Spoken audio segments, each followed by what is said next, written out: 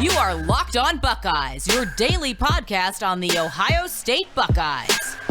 Part of the Locked On Podcast Network, your team every day.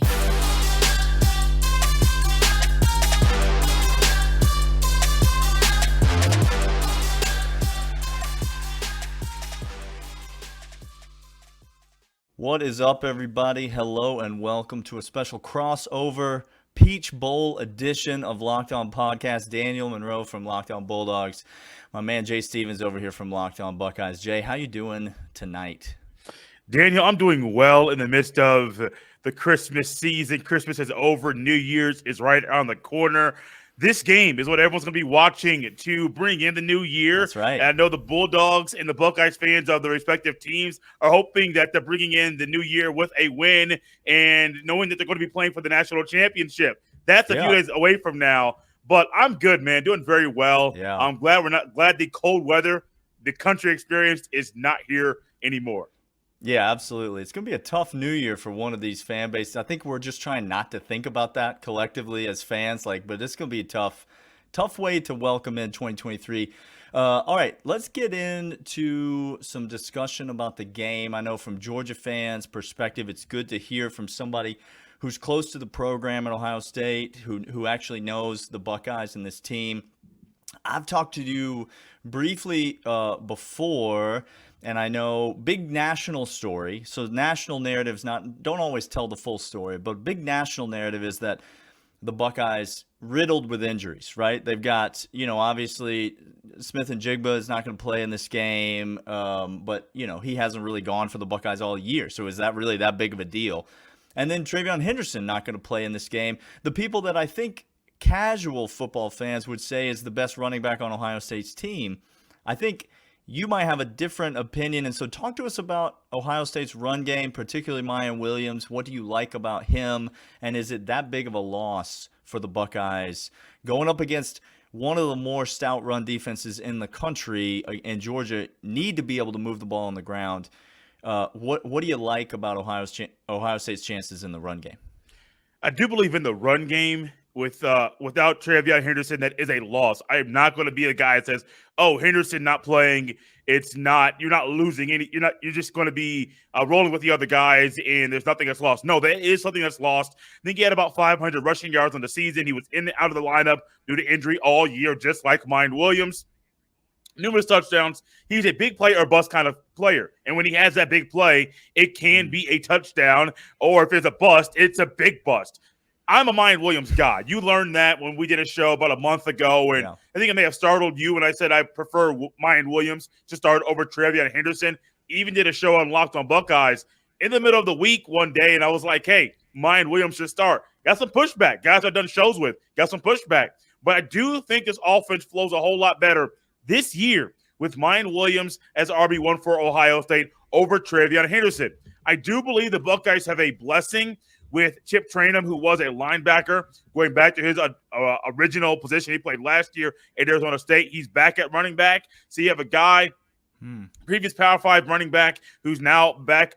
He had like 400 yards last year at Arizona State, so he could do some things on the ground. Had 80-plus yards, 84 yards, I believe, against Michigan. And his first touches at running back all year. So you got Miyan Williams, you got Chip Trayanum. Then you got Dallin Hayden, the true freshman, who's just productive, man. He gets out there and gets the job done, hits the holes hard, has good vision, and keeps his pad level low and gets the extra yards. So yes, losing Travion Henderson is a loss. I do not believe it's as big of a loss as many people that are in the national media, maybe even some Buckeye people that cover the team believe it is. I believe with Miyan Williams, Chip Trayanum, Dallin Hayden, and then also you're going to get a receiver who sometimes plays at running back, some special plays there, and Xavier Johnson. I believe the Buckeyes will be just fine at running back. My question, how healthy is right guard Matt Jones? If his ankle is not healthy, the Bulldogs will get penetration interior of the Buckeyes offensive line, and that will derail how effective the Buckeyes are in the running game. Yeah, that is an interesting point that you bring up. Let me ask you this as kind of a follow-up question, then I want to get some thoughts on the Buckeyes defense from you. How how important is being able to run the ball in your mind for Ohio State in this game? Let me ask you just a hypothetical. If Ohio State's going to win this game, Jay Stevens believes they need to run the ball for blank number of yards in order to win this game. How much of the run game needs to be a factor? I will say 150 to 175 collectively between three running backs. Wow, I do believe that you cannot, if you try to rely on Stroud's arm and you don't get the running game involved, I do believe that it's not a great formula for the Buckeyes. I think you got to try to run the game and get some production there, and that's going to neutralize the pass rush of Georgia, which will also help the receivers get open and have Stroud have more time. People have knocked Stroud. He's bad at improvising. He can't do anything when there's a guy in his face. Well, most quarterbacks are not successful when there's a guy in their face. So let's make sure our analysis makes sense. But I do believe, though, to make things easier for C.J. Stroud, who is a pocket passer, and he knows he is one of the best, or if not the best, pocket passers in the country, you need to run the ball somewhat successfully. And I believe the Buckeyes have the guys that can do it. I don't know if that'll be something that they can do on Saturday. That's one of those things that's up in the air for me about I know what they can do.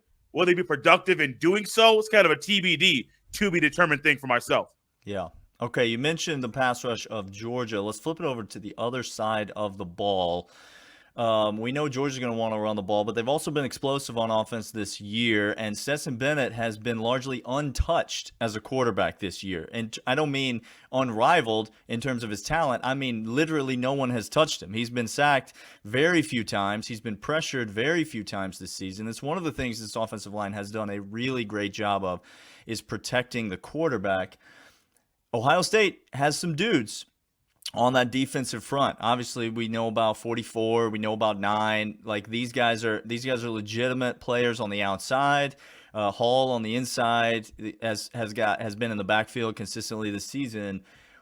What do you like about Ohio State's defensive front versus this Georgia offensive line? Would you call it a strength of the Buckeyes in this game, an advantage for the Buckeyes in this game, and how much does it need to be an advantage for the Buckeyes to win? Advantage is an interesting word because I don't believe it's an advantage. I believe it's something that the Buckeyes have not seen at full strength throughout a major portion of the season. And I mention that because you mentioned Michael Hall Jr. To me, he's the best interior D lineman the Buckeyes have on the team. He's been hampered with injury, and the coaches have kept him out, kept him at a pitch count a lot throughout this year. Remember, there was a game against Michigan State, 7 plays, 2.5 sacks. I mean, he was in the backfield all the time. And I'm like, why is he not playing more? Comes out he has an injury, but he's still playing. So to me, it's like make it make sense. Like, if he's productive on the field, he's healthy enough to play, why aren't you starting him? So I don't know. Like, my guess, what I think should happen, Teron Vincent plays one tackle. Mike Hall Jr. plays the other tackle. Rotate a couple guys in behind them, but still make the top 2 guys make and have the most snaps at that position. On the outside, Zach Harrison, JT Tuimoloau, have those guys be on the field most of the time. I don't want to see a 9-10 rotation on the D-line. If the Buckeyes do that, that's a formula for Georgia to win this game. And so I do think, though, with Tuimoloau and Harrison, you're going to see Jack Sawyer. And I'm very interested to see Javonte Jean-Baptiste, a backup defensive end. Most people have not heard of the name around the country. He is going to be someone, to me, that if the Buckeyes want to get some type of pass rush, you have to find him in situational pass rushing situations and try to get him on the field. Tuimoloau and Harrison are guys that can slide down in the tackle that can allow another pass rusher on the field at the end. Javonte Jean-Baptiste, JJB, could be someone that the Buckeyes utilize situationally to get pressure on Stetson Bennett. I got to give kudos and credit to Georgia because for them to keep Stetson Bennett upright as they have, that's a great thing that they have done, which has helped this offense. The Buckeyes pass rush can be good, but you got to get interior pressure. I think Michael Hall Jr., if he plays consistently, he can do that. And if y'all leave Tuimoloau, number 44, one-on-one to the outside, it's going to be lights out for Stetson Bennett a couple times in this game. It's interesting. We're going to get into some questions that Jay has for me about the Bulldogs. We'll give maybe some predictions, some thoughts about how we think the game is going to go. Obviously, so much to discuss in this game. Boy, just listening to you talk, Jay, I'm just getting fired up about this. I cannot wait for New Year's Eve, man. It's coming. Listen, if you want to get in on the action, if you want to place a bet maybe on that Michigan TCU game, maybe you want to place a bet on this Georgia Ohio State game, BetOnline is the place to do it. It's the official betting partner of Locked On Podcast, of Locked On Buckeyes, of Locked On Bulldogs, the place that we trust, the place that we go to place all of our wagers. They've got over-unders, they've got spreads, they've got parlays, money lines, whatever you want to do. You want to make a prop bet, they'll all have all that stuff out for the college football playoff. So go to BetOnline. It's easy to create an account, to make your first deposit, and then when you make that first deposit, enter the promo code Locked On. You get a bonus. They give you free money that you can use to bet on your favorite team. So you don't even have to be a sharp or an insider. You just take that free money, bet it on your favorite team, and maybe it'll be a great night for you. BetOnline, your official sportsbook experts. And as we continue this Locked On crossover with Locked On Bulldogs and Locked On Buckeyes, getting fans, not just of these two fan bases, but college football fans around the country, around the world, ready for this matchup between the Bulldogs and the Buckeyes. I'm curious. I think Buckeye fans are curious about this Stetson Bennett love. Now, I like him as a quarterback. I don't knock him. But a lot of people are saying Stetson Bennett, is he really that good? Is Georgia's offense really what it is because of him? Or is he just a small piece in the pie? What does Stetson Bennett do with the Georgia offense that makes it flow so well? Well, I think to answer that middle question in there, is he the guy or is he just a piece of the pie? I would say Georgia fans have learned, and we haven't always been great at this. Early on in Stetson's career, we were just like everybody else. But Georgia fans have learned that the answer to that question is, who cares? It doesn't matter if he's the guy that's the best player in the offense or if he's just a small piece of the offense, because Georgia's winning. That's what Stetson Bennett does, is he wins football games. And so if you like winning, then you like Stetson Bennett. Now, in terms of what he actually brings to the field, I think it starts with his ability at the line of scrimmage to diagnose plays. I think it starts in his head. I think it starts in the film room. You listen to Todd Monken; he addressed the media. Kirby doesn't let the coordinators address the media much, so we don't get to hear from him a lot. But he addressed the media this week. Not many quarterbacks in the country that I would trust to call plays at the line of scrimmage, to make checks, and to really have full control of the offense. But Stetson Bennett has 100% full control of this offense at the line of scrimmage. That trust level that he has with his offensive coordinator, being an extension of the offensive coordinator on the field, that cannot be overstated. Casual football fans love arm strength. We love 40-yard dash times. We love all of these things, all of these measurables, but it cannot be overstated, especially in the game of college football, how important it is to have a high football IQ and to know what to do with the ball. Now, that being said, Stetson can make a lot of throws. He's got a good enough arm. And the thing that Stetson does is he can beat you with his legs more than people give him credit for, more than people think he can. He's an athlete. He has, and in games like this, you're going to see that used a little bit more. During the season, you're not going to see a lot of designed runs called for Stetson Bennett. You're not going to see a lot of zone reads where he keeps as much during the season because of health concerns, and it's a long 13-game season. But in the college football playoff, you do everything you can to win the game. And so I think Stetson will become more of a factor in the run game, and Stetson will move the pocket and find space, and then he keeps his eyes downfield. And I mean, you said it, he's not the only guy in this offense. So there's so many weapons that he has to get the ball to, and so many of them are so big and so fast and so physically imposing, guys like Darnell Washington, Brock Bowers, that if he's able to buy time in the pocket, elude the pass rush, sidestep things, get out in the open field a little bit, and keep his eyes down the field, you just can't. A linebacker can't cover Brock Bowers for any length of time, but much less for 8-9 seconds. And so that's where the Georgia offense is most explosive, and that's where Stetson Bennett really is at his best. Daniel, you mentioned the weapons that this offense has. You mentioned Darnell Washington, Brock Bowers. I've heard a lot of conversation about Ladd McConkey.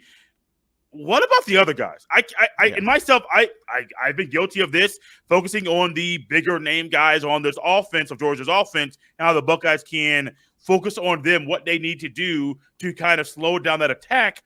No one talks about the running backs, and there's maybe one receiver people talk about.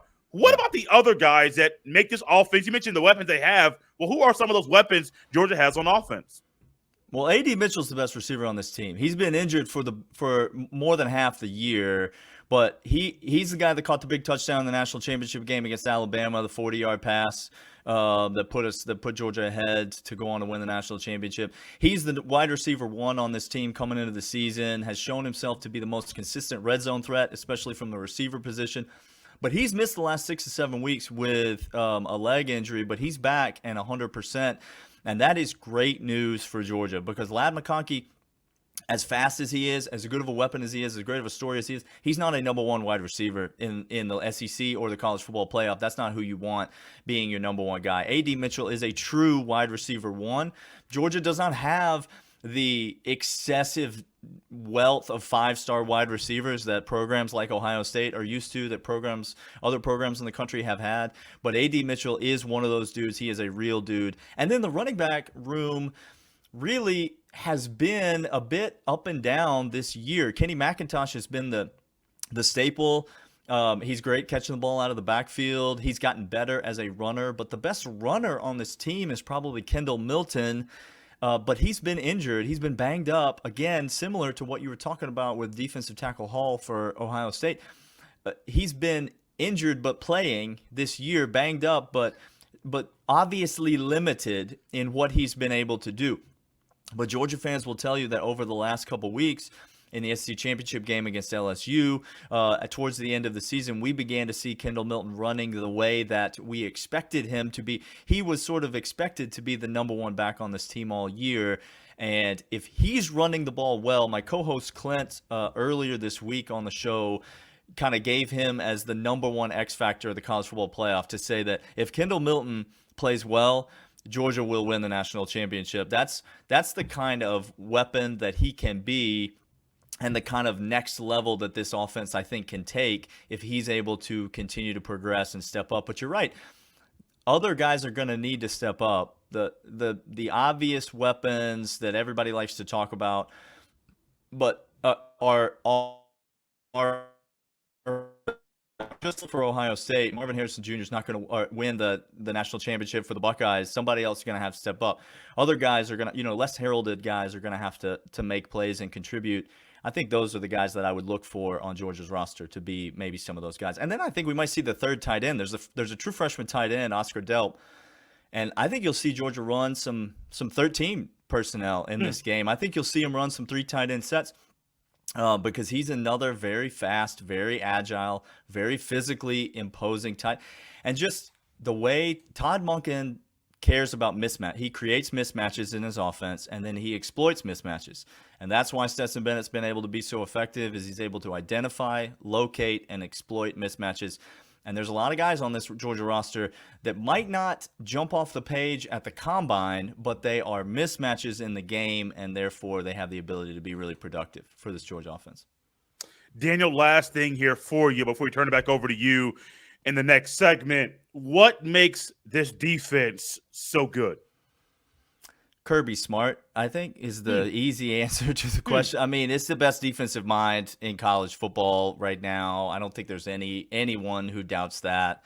The things he's been able to do consistently year in and year out. I mean, it's great players, right? There's no hiding the fact that I think I saw 24/7 composite ratings. Georgia's the number 2 most talented team in the country. Ohio State's the number 3 most talented team in the country. According to 24/7, it's not a surprise why these teams are in the college football playoff, right? They have really good players on their teams, and the Georgia players on defense, everyone last year wanted to focus on how many players Georgia lost, but we kept saying on this podcast, and I think Georgia fans knew it wasn't about how many players left the program. It was about how many players were still in the program, because you lose 15, but there's 25 more that are just sitting there waiting their turn. And so it's schematics, but it's also talent. And then I think the defense this year particularly has played with a bit of an edge. They've played with a bit of a chip on their shoulder. Everybody talking about the 5 first-round picks, and you can't replace these guys, and Jordan Davis, and Trayvon Walker, and all the talent and all the guys. And I think these guys came in and they felt like they had something to prove. In terms of on the field, what's made them so effective? They have an elite game-changing player on the defensive line, Jalen Carter. I think he's the best defensive player in college football. And he gives you the thing that you said you need in order to affect the quarterback, and that is pressure up the middle. No quarterback in the history of football has liked it when someone comes right up the middle, right into your face. There's no one who's like, yeah, that's where I really thrive as a quarterback. And so when you have a big dude in the middle who's able to just dismantle the center and get right to the quarterback, that's what Jalen Carter does. And that's where everything starts for this Georgia defense. Obviously, there's talent on all 3 levels. There's veterans on all 3 levels. There's talented freshmen that are kind of have earned their playing time. But there's also a big challenge in this Ohio State offense. And so they went up against Tennessee earlier in the year, and the narrative was that no one can stop Tennessee. Tennessee's got the best offense in college football. Tennessee can't be slowed down by anybody. Georgia was able to stand up the test in that game. It was at home. We'll see if they're able to do the same thing against the Buckeyes. I'm confident that they can, that this defense will that if Ohio State's going to win, it won't be because they score a bunch of points in this game. But this will be one of the more formidable tests that they face this season. So I guess we'll see. Yes, we will see. Many of us this weekend will be looking to have fun. New Year's Eve is on Saturday. Many of you, if your team wins, you'll be trying to go out and have a good time with your friends, your boys, whoever it might be. And as you're hanging out, you might be putting back a few drinks. A few becomes a few too many. As the evening comes to an end and people start to head out, you think of calling for a ride. Nah, you live nearby. You can make it home okay. It's no big deal. What are the odds you'll get pulled over anyway? And even so, what's the worst that could happen? Your insurance goes up. You lose your license. You lose your job. You total your car. You kill someone. Everyone knows about the risks of driving drunk. The results are tragic and often deadly. However, that still doesn't stop everyone from getting behind the wheel while under the influence. That's why police officers are out there right now looking for impaired drivers on our roads to save lives. So if you think you're okay to drive after a few drinks, please think again, play it safe, and plan ahead to get a ride. It only takes one mistake to change your life or someone else's forever. Drive sober or get pulled over. All right, heading into this third segment, Locked On Crossover, Locked On Bulldogs, Locked On Buckeyes. My man Jay Stevens from Locked On Buckeyes. By the way, if you're a Georgia fan listening to this podcast, go subscribe to the man's pod. It's great content. It's great insight from Buckeye fans. If you're a Buckeye fan listening to this pod, our podcast is just drivel. It's nothing that you really want to partake in, but it is great comic relief. If you're looking for something, if you're having a long day and you need a laugh, then you could just turn on the Locked On Bulldogs podcast, and you'll find that there. Jay, I'm not going to let you get out of here before you talk to me about what you expect to happen on Saturday, New Year's Eve in Mercedes-Benz, when these two storied programs who don't get to play each other very often at all, incredible football teams who came into the season with the highest of expectations. Both these teams came into the season expecting to win the national championship. And here we are, 2 games away from some team holding that trophy. But it's only going to be one of these 2 teams that has a chance to play for it. What do you see happening? How do you see the game going? And if you feel bold, maybe give us a score prediction. Oh, bold. Buddy, that's been sitting right here on my paper the entire time. Oh, he ready. He came in locked and loaded. I've been ready for that one. But this game, I do believe, is the premier game of bowl season. Oh, 100%. Possibly with there being 3 playoff games, possibly going to be the best playoff game of the 3. Like, no matter who wins this game or the Fiesta Bowl, whoever plays for the national championship, I think this game is going to be the best game. And it has the possibility, the chance to be one of those games you talk about for the next 5, 10, 15, 20 years because of the heavyweight battle it's going to be. 2 great coaches, 2 great fan bases. I know it's neutral site, but Georgia's home. I'm going to be that guy. Georgia is home. I don't know the distance between Athens and Atlanta, but I know it's a whole lot closer than Columbus to Atlanta, so let's play that there. But I do think this game, I think Stroud's going to be fine during portions of it, but he's going to get a lot of pressure and going to have to improvise. And I think the Buckeyes are going to have to rely on their running game a lot more than maybe they have previously in the season. Pretty pass-heavy, air raid type of offense Ryan Day wants. But I believe he's going to have to, and he needs to, rely on his running game a whole lot more. On defense, the biggest question mark is the biggest question mark to numerous people around the sport. How do the Buckeyes defend these tight ends? Because I don't believe you can just, with the Buckeyes playing 2 tight ends, I don't believe Eichenberg or Still Chambers can guard these guys one-on-one. If they want to pull the linebacker out and say, hey, guard him. I don't believe Ronnie Hickman or Lathan Ransom or Tanner McAllister could guard the tight ends one-on-one. So you got to figure out, do you bring in somebody off the bench? Or what do you do? Do you drop Tuimoloau back into coverage? Use him as somewhat of a spy every now and then? You have to change things up. The Buckeyes defense doesn't change things up. It will be a win for Georgia. But I do think, though, I think that Georgia's running game is going to be something we could see a little bit more of. It could be normally the Buckeyes do a good job of defending really good tight ends.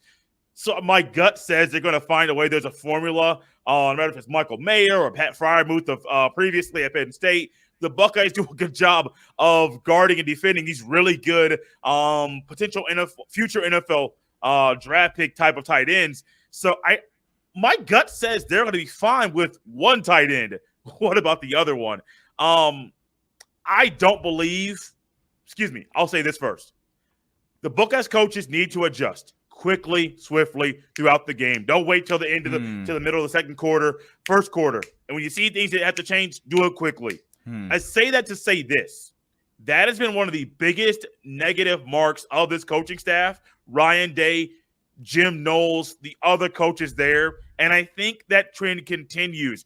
I have nothing in me that says, Jay, they're going to change their philosophy. We've seen 12 games. You give me a big enough sample size. I've seen a lot of game film. If y'all don't want to adjust during Michigan, why do I think y'all are going to adjust against Georgia? I got the Bulldogs winning 34-24. I think I saw the spread last time was at -6.5 for Georgia. Why do I say 10 points? I believe this has been a 10-point game for a very long time. Talent is great. I don't think it's going to be high scoring. But I do think, though, I think the Buckeyes can win this game. I just don't think the coaches will make the right moves so they can be successful and win at the end. Well, probably the beginning of 2023, because I think this game will trickle into the new year before it's over. Yeah, it's interesting. Probably depends on what time zone you're watching it in, depending on where what year you're in when this game ends. But we've said on our show. You mentioned the run game, which is interesting. If Ohio State runs the ball against Georgia, they'll be the first team to run the ball against Georgia in 2 years. Correct. And so it's just not been a formula for anyone to beat Georgia in the last 2 years to run the ball against them. I think the formula for Ohio State is you don't go just full air raid. You don't abandon the run. You use the run to slow down the pass rush. But Ohio State wins this game if they hit deep, if they hit shots down the field. That's how you have to beat Georgia. You have to beat them by taking shots down the field. That's why people thought Tennessee was going to have a lot of success against Georgia, but they were not because of the pressure that we were able to get in Hendon Hooker's face. And so you mentioned pass rush. I think that's another key to the game. I think offensive line, defensive line play is going to be where this game is decided. I think Georgia's ability to run the ball and Georgia's ability to score points is going to be ultimately where this game is decided. But the one thing we haven't talked about so far that I think is going to be a huge key in the game, I didn't get to ask you about the LSU was able to throw the ball all over Georgia in the SEC championship, get like 500 yards passing. Does Ohio State try to, replicate that or whatever? I think that's another lazy national media narrative that just doesn't really, garbage. That game was garbage time from the second quarter on, and you trying to use it as a comp. I don't really think that's, but I do think what does hold true from that game is that Georgia has been unbelievable in the red zone this year. They have top 5 in some rankings I've seen, a top 3 red zone offense, scoring offense. The Buckeyes red zone defense has not been great this year. The Bulldogs red zone defense has been lights out this year. Some teams have been able to move the ball against Georgia, but you asked me in the last segment what makes this defense elite, and one of the things I did not mention is that they keep teams out of the end zone. They force field goal attempts, and I think field goal attempts are going to get you an L in this game. If you're a team and you're coming out here trying to kick field goals and win this game, you are losing this game quickly. And so I think Georgia's red zone defense is the issue. I do expect Ohio State to move the ball against Georgia. I think at the end of this game, Ohio State will have a reasonable number of total yards. I think they will have a reasonable amount of success, maybe running the ball and throwing the ball. But I do question their ability to score touchdowns against this Georgia offense, or against this Georgia defense, rather. And I think I trust Georgia's red zone offense against Ohio State's red zone defense. I think that's the key and the difference in this game. I have a very similar score to you. I have it at 35-17. And so I do think it feels closer than that for a lot of the game. But I think probably in the end it ends up looking a little bit worse than it is. Maybe something like 35-19, and Ohio State, it's just a bunch of field goals and, maybe one touchdown, something weird like that. But yeah, I do see both teams being able to move the ball. And I think you'll know early on the team that has red zone success will be the team that you like going forward in this game. It's going to be a big key. Obviously, turnovers and all the normal keys to the game. That's obviously, but I think that red zone success is what I'm looking at as the thing that gives me confidence in the Dogs. Another thing I'm going to add here quickly, Daniel, is something. It's very normal in football, short yardage, third down. But the Buckeyes have had an issue, short yardage situations. Seriously, 3rd and 2, 4th and 1, not being able to get a push. And if that's a problem where it's maybe you get 3rd and 3, 3rd and 2, 3rd and 2.5, numerous times, numerous drives, and the result in 2-yard loss, 1-yard gain, nothing. And it's punt, punt, punt. That's the formula for Georgia right there. Because if Georgia can stop Ohio State and get the momentum and keep the morale high on the sideline, that's a good way to derail the morale on the Buckeye sideline. They're like, man, we're right there, and we still can't figure this thing out.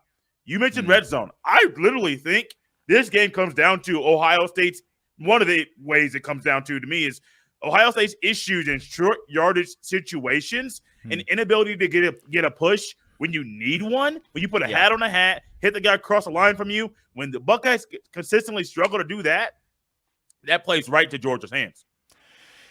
Jay, it has been a pleasure talking to you. Georgia fans, again, go subscribe to this man's pod. Excited about the game on Saturday night. I know he'll have more great content for you and reaction to it after it is over. For me, Locked On Bulldogs, and him, Locked On Buckeyes, we will see you guys later.